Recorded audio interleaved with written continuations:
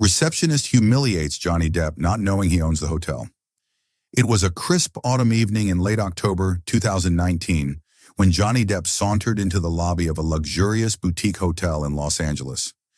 Dressed in his signature bohemian style, a tattered velvet blazer, a scarf draped loosely around his neck, and a wide-brimmed hat tilted just so, he looked like a character straight out of one of his films. His presence was magnetic, yet unassuming, as if he were a wandering artist rather than the secret owner of the entire establishment. The hotel had been a passion project of Johnny's, a place where he envisioned creativity and warmth intertwining. It was meant to be a sanctuary for dreamers, a haven where people could escape the mundanity of the world. But that evening, Johnny was met with anything but warmth. "Excuse me, sir," snapped the receptionist, a sharp-looking woman in her early 30s named Amanda. "Do you even have a reservation? We don't just let anyone walk in here, you know." Johnny raised an eyebrow, his lips curling into a faint, enigmatic smile. "Actually, I do," he replied in his gravelly, melodic voice, reaching into his pocket for the confirmation email. Amanda rolled her eyes, muttering just loud enough for nearby guests to hear. "People like you think you can just stroll into places like this. This is not a hostel." A few guests glanced over, sensing the tension. Johnny remained composed, though a flicker of hurt crossed his face. He handed over his phone, the email pulled up, but Amanda barely glanced at it before continuing her tirade. "This isn't the type of place you can book on a whim," she said coldly. "We cater to an elite clientele.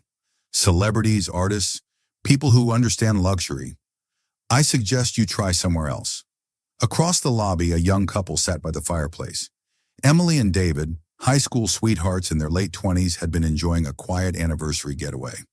They couldn't help but overhear the exchange and felt their hearts sink. Emily nudged David, whispering, "Isn't that Johnny Depp? He looks just like him." David squinted. "It can't be. What would he be doing here?" Meanwhile, Amanda continued to berate Johnny, oblivious to the growing discomfort of the guests around her. "Listen," she said with a condescending sigh, "we have an image to maintain. If you can't afford this place, there's a motel down the street." Johnny finally spoke, his voice steady but laced with a quiet intensity. "Is this how you treat all your guests?" Amanda smirked. "Only the ones who don't belong?" Just as she reached for the phone to call security, a voice interrupted her. "Amanda," said James, the hotel manager who had just walked into the lobby. His face went pale as he spotted Johnny. "What are you doing?" Amanda turned, confused. "I'm handling a situation," she replied, gesturing dismissively toward Johnny. James hurried over, his expression a mix of panic and disbelief. "That's not just a guest," he said, his voice trembling. "That's Mr. Depp. He owns this hotel." The room fell silent. Amanda's face drained of color as she processed James's words. Johnny, however, remained calm. He didn't need to say anything. The weight of the truth spoke for itself.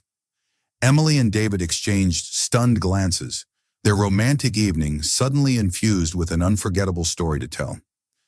Emily whispered, "I knew it was him." As Amanda stammered an apology, Johnny did something no one expected. He stepped closer to her, his piercing blue eyes locking onto hers.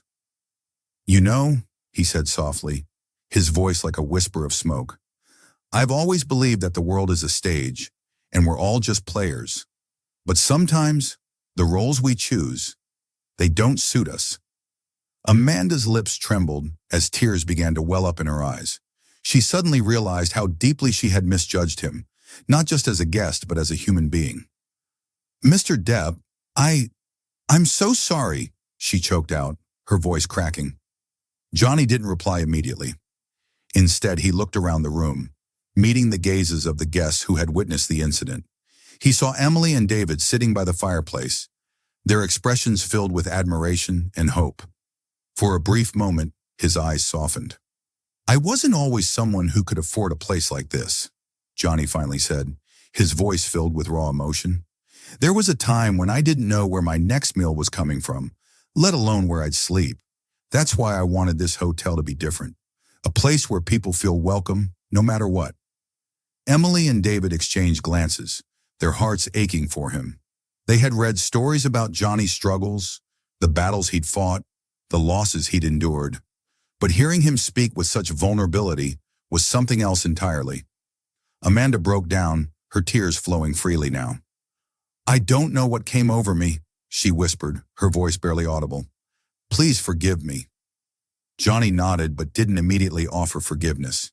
Instead, he said, "Words are easy. Actions matter more. How you treat people when no one's watching, that's what defines you." At that moment, James stepped forward, his expression a mixture of shame and determination. "Mr. Depp," he said, "I take full responsibility for what happened here tonight. This isn't what we stand for. I promise you, changes will be made." Johnny gave him a small nod, but his focus remained on Amanda. "The world needs more kindness," he said softly, "and it starts with us." Emily couldn't hold back her tears any longer. She leaned into David, whispering, "It's incredible how someone who's been through so much pain can still choose to be kind." As Johnny prepared to leave the lobby, a young boy holding his mother's hand approached him hesitantly. The boy, no older than 8, had been sitting quietly with his family in the corner of the room, watching everything unfold. "Mr. Depp," he said, his voice trembling. Johnny knelt down to meet the boy's gaze. "Hey there, little pirate," he said gently, his eyes twinkling. The boy reached into his pocket and pulled out a crumpled piece of paper. "My dad used to watch your movies with me before he went to heaven," he said. "He always said you were the coolest person in the world." I think he was right. Tears filled Johnny's eyes as he carefully unfolded the paper. It was a simple drawing of a pirate ship with the boy's handwriting at the top. "To Mr. Depp, the real Captain Jack."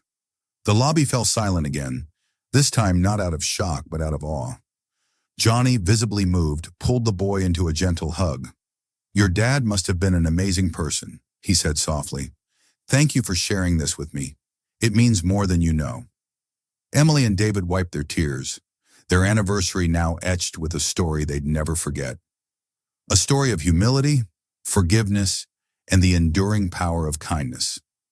And as Johnny stood to leave, he turned back to the guests, his voice calm but resolute. "This place isn't about luxury or status. It's about people. Let's never forget that." Where are you watching from? Let us know in the comments, and don't forget to like, share, and subscribe for more inspiring stories.